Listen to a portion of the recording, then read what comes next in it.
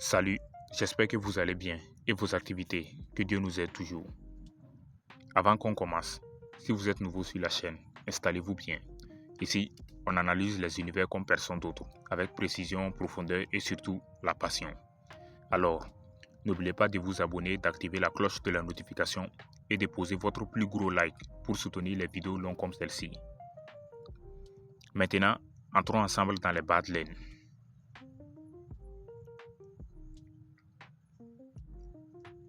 Vous savez, il existe des projets qui portent un nom si puissant qu'ils créent une tension, avant même qu'on appuie sur lecture. Et Predator, c'est exactement ça, un mythe, un symbole, une créature qui n'a pas besoin d'exister réellement pour provoquer la terreur.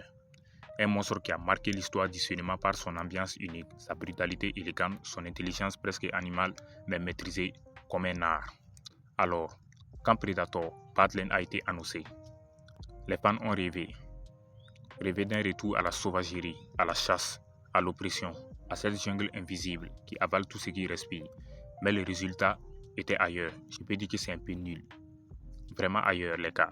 Je vous explique. C'est étrange, parce qu'au début, tu t'attends à sentir cette tension immédiate, comme dans tous les Predators, cette présence brutale, silencieuse, presque religieuse. Mais dans Badlands, dès les premières secondes, quelque chose cloche. Le ton n'était pas du tout clair. L'énergie n'était pas focalisée. On sent un malaise, mais pas celui qu'on vit dans un film Predator. C'est un malaise de confusion, pas un malaise de peur.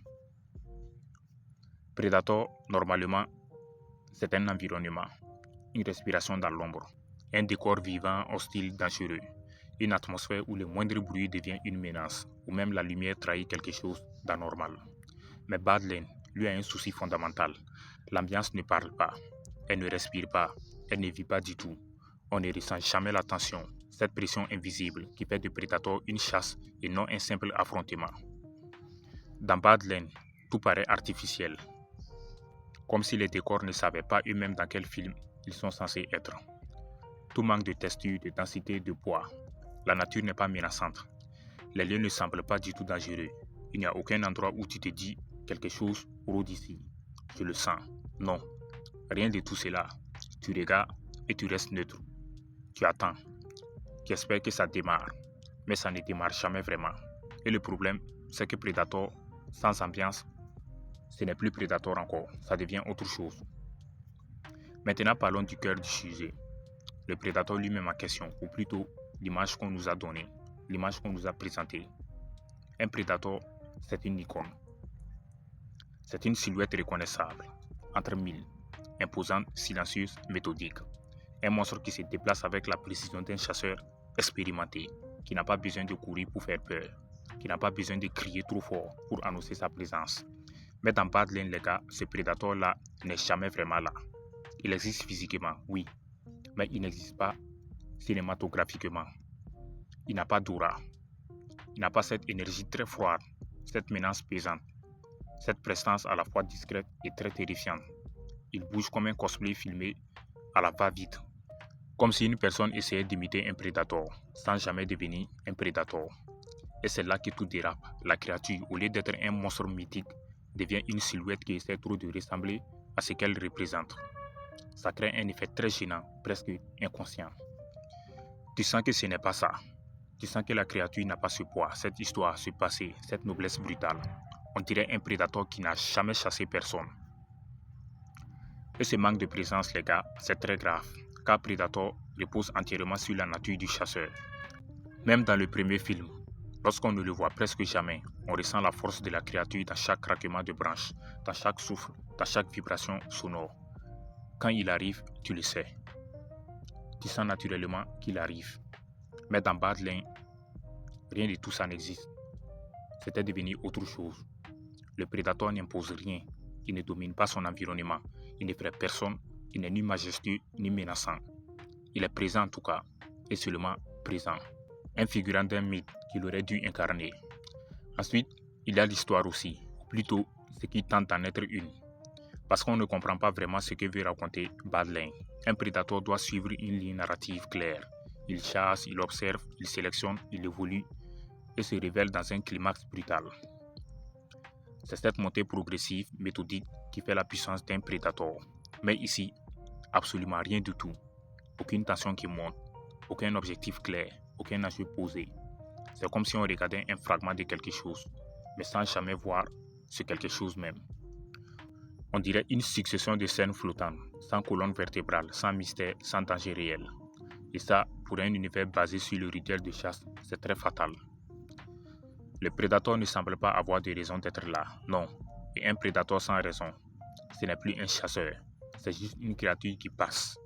Ensuite viennent les détails visuels, les costumes, les armes, les mouvements et bien sûr les textures, les gars. Le masque manque de finition, oui. Les dreadlocks n'ont pas ce poids qu'on connaît. La respiration n'a pas ce son culturel, presque mécanique qu'on adore dans les films. Les mouvements sont parfois raides, parfois hésitants, presque humains.